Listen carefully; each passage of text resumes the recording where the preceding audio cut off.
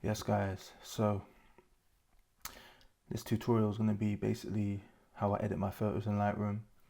Um, Now, rather than trying to, I don't know, sell you a preset pack and whatnot, I just thought it's just more straightforward to show my process and how I do things in Lightroom. So if you're new to Lightroom, maybe this will help you understand how to use Lightroom or how I use Lightroom at least. Otherwise, yeah, I'm literally going to show you how I edit a bunch of photos on the fly. Um, and yeah, let's see what happens.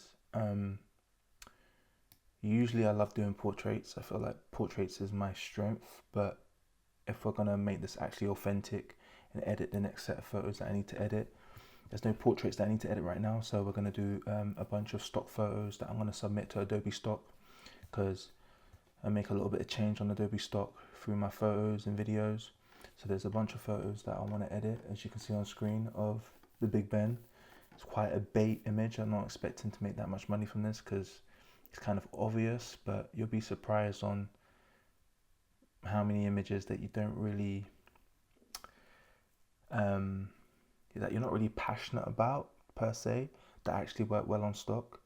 And at the end of the day, if you've got like a, I don't know, half an hour free and you work in quite a popular city, as I do, I work basically about 15 minutes walk from Big Ben, then why not take some photos at lunchtime or just after work? And you never know, might make a bit of change. That change could add up by the end of the year and you've got yourself a new lens, XYZ. So yeah, let me just take you through this process. So as I said, I've got a bunch of London stock photos I need to edit.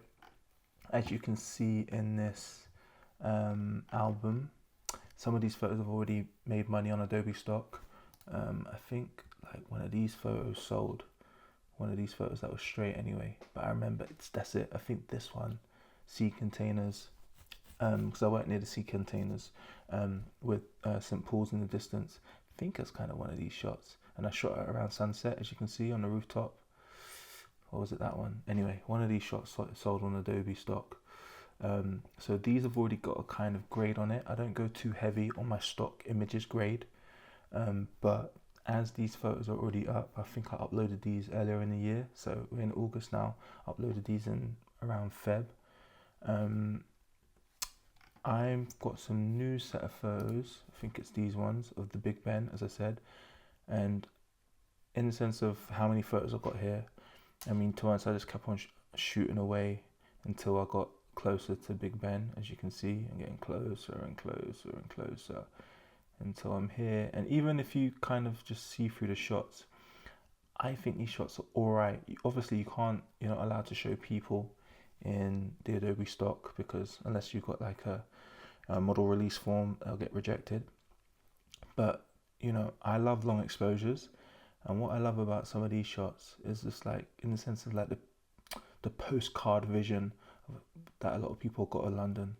Damn, there's some debris that I need to might get rid of. Let's see what happens in the edit. Yeah, these are like kind of picture postcard kind of visions of London. So this, as I said, is untouched. I reckon this could be a key shot that could work really well. So the first thing I think about in regards to editing these shots, let me just wipe my screen, because I think my laptop screen is just a little bit too dirty for my liking. So I make sure my screen's clean, as you can see. Let's just get a cloth.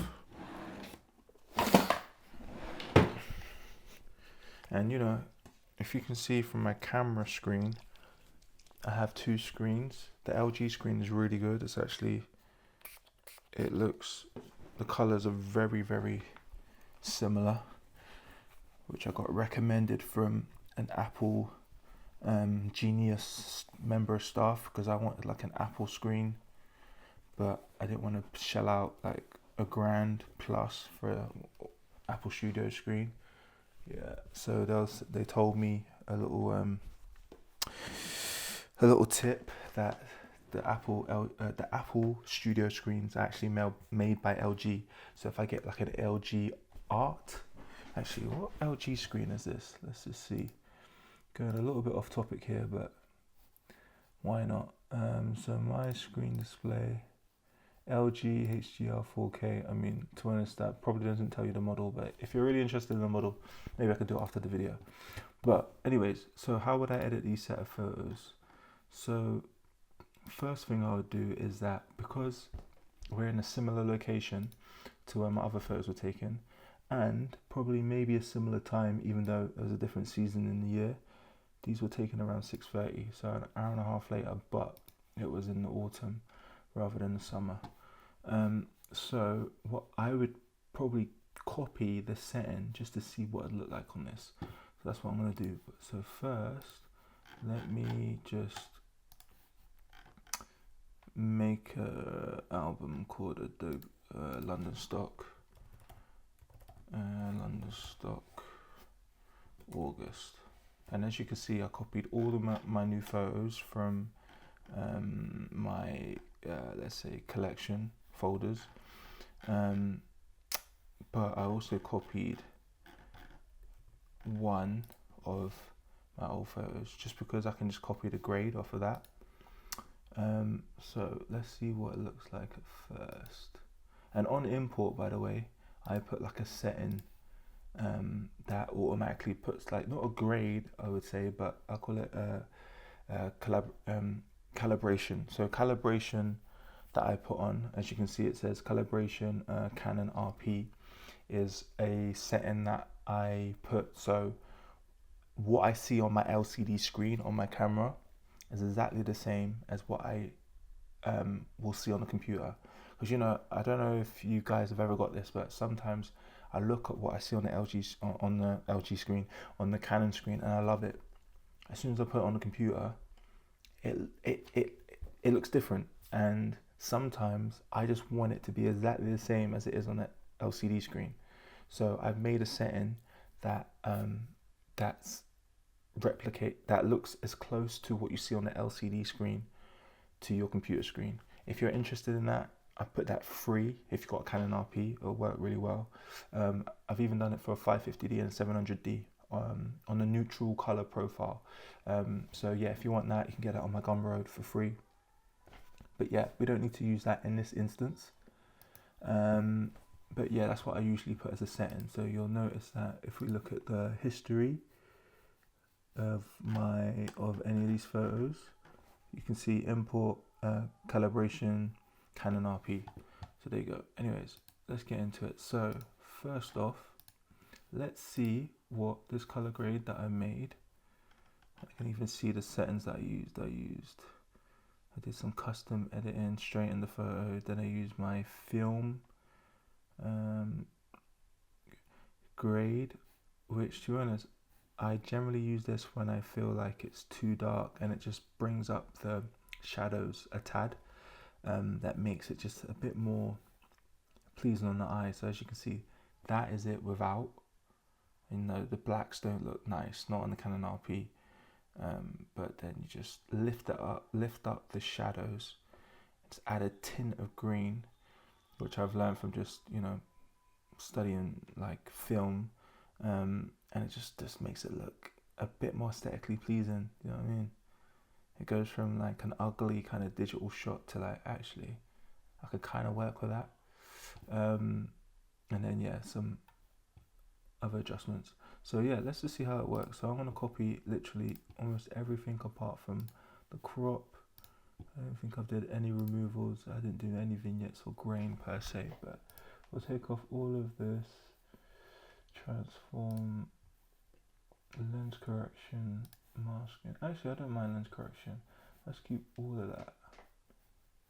Let's see what that looks like on these new photos.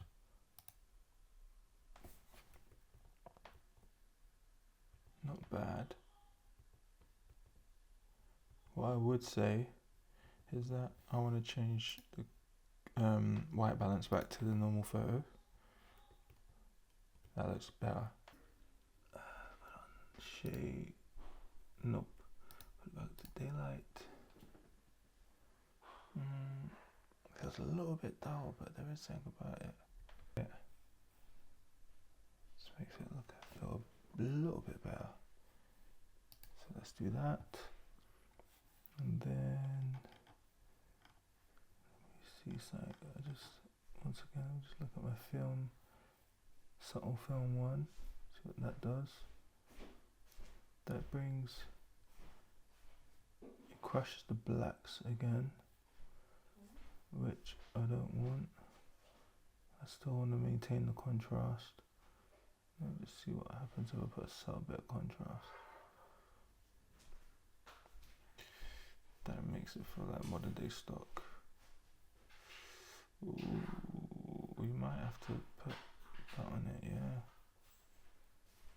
Let's see. So I've added a bit of subtle contrast and A1, and I think that's instantly stepped it up. Essentially what's happened is that, as you can see, the tone curve is what is being really pushed up, which just takes away that dullness that you're getting before and just gives it a bit more vibrance and punch. So I like that. The touch-ups are in the same spot. So let's see how this works. So let's go here. Reflections. No, we don't need to work with that. Distracting people. Might be using that for that orange skin or whatever that is on the floor.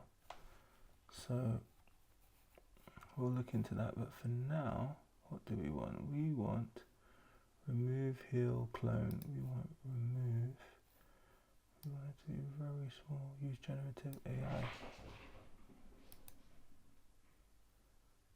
Do I want generative AI? Fuck it for now, I don't mind. But I'm gonna do a few at the same time.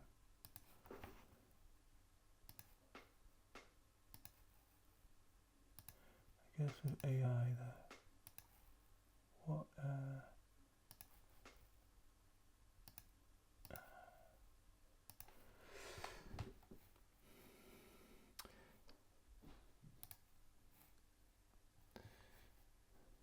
that's pretty solid. That is pretty solid. I love it. I love it. I think this is stock ready. I love the colours that were brought out. As I said, before and after, I love.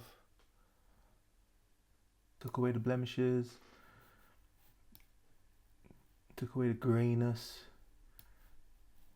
Actually looks like an alright city. Let's just double check the rest of the batch. I think it's the tad bit of brightness on there. This is done. It's actually done. Let me just double check what this looks like in comparison.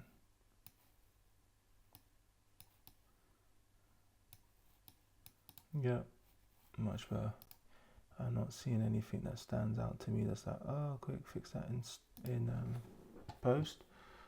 That feels a little bit too dark, but I know towards the end it's great. So even if these get rejected, I'm pretty happy with the slower, the longer exposure ones towards the end. But we're gonna upload all of them. So I think these are ready.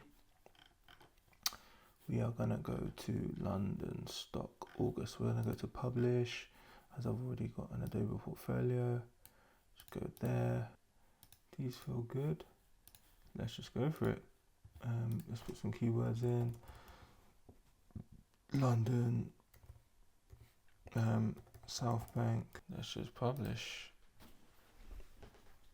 And yeah, guys, that's how I edit photos. So, you know, there's not just a straightforward process of let me use this preset, let me use that preset. Sometimes if you've got photos that you already kind of like the look of and you're in a similar location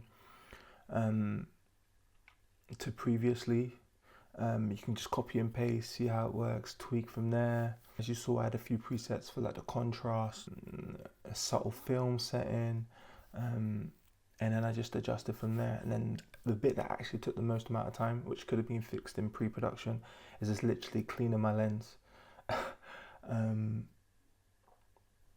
Which reminds me that I do need to buy a new kind of cleaning kit for my lens and my camera. But you know, when you're doing run and gun, trying to fit things around work, then yeah, it gets like that sometimes. But I hope you enjoyed the process. I didn't get too much into my presets, although I used a bit of, as I said, subtle film, um, Canon AE1. So if you liked how I edited photos, um, you can check out my presets at Gumroad. Um, Otherwise, you can check out my photos on my website, check out my stock on Adobe, and ask me any questions. Hopefully, if you're new to Lightroom, that shows you a bit of my process. Or if you're new to Adobe stock, I'm happy to do a video more about Adobe stock. But anyways, hopefully that's helped you. And yeah, that's an overview process of how I go about editing photos and just my thought process as I'm doing it. So hopefully that helped. Alright, tune in to next time. Peace.